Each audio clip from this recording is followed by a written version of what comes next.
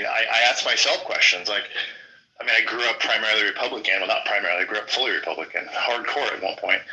And I asked myself, like, when I'm back then, on a scale from 1 to 10, how much of a diehard Republican was I compared to the other side? You know, was I at 8? Was I a 7? And today, am I a 4? Or am I a 6? Like, I'm more interested in that than just, like, all in on Donald Trump and all against, you know, the bad blue people. Like, it just doesn't make sense to me.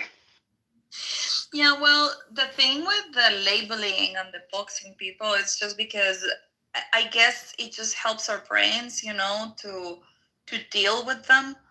Because when you categorize someone, it's easier for your brain to place the arguments, right, and to fight those arguments.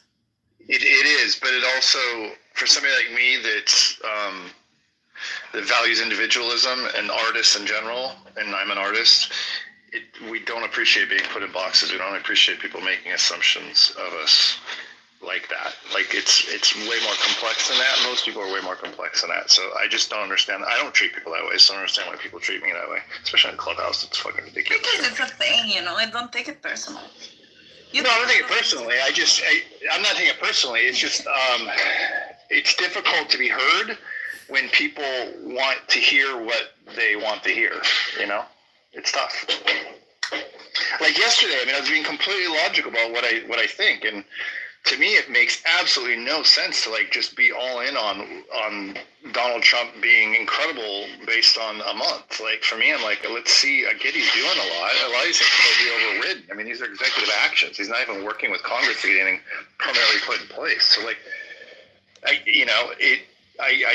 see it. I mean, like, I like the fact that he's doing what he said he would do. I think anybody that does that, I appreciate that. Then again, when it comes to making, solving prices for the middle class, he's not doing what he said he'd do at all. He hasn't even touched it. And I didn't expect him to, but a lot of people wanted him to. That's why they hired him. So that's something he's not doing. You know, if we're going to call out all the stuff he is doing.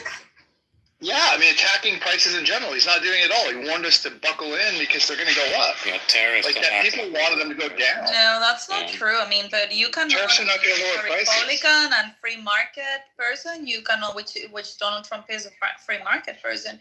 You cannot go for fixed prices. Listen, but the reason he won against free market. He said the reason he won. Largely is this time is because independents swung his way, and their number one demand was lowering prices.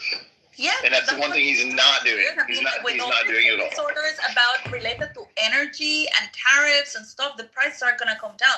What he is not allowed to do, or he cannot do, because that would be stupid, is just manipulating the prices. You cannot just order people to lower prices. That's a crazy thing to do. You would completely annihilate the market if you do that. The tariffs are manipulation. What are you talking about? He's manipulating all kinds of things. But tariffs are a negotiation tool. The ultimate goal of the tariffs is not the tariff itself, is the investment in the country. That's why it needs more than a month for it to pan out. Yeah, see if what you're saying. It remains to be seen whether or not he'll succeed in lowering prices. Yeah, right now it's all just. We can all agree on that. Exactly. That's why I'm not just going to sing his praises in verse 40. When energy starts getting produced more, then the prices of energy will go low, and therefore people will be able to be more competitive in the market. So yeah, but price fixing is terrible for free market. You can't do that. That's a communist idea. I mean, it's also a Democrat circa 2024 idea, but yeah.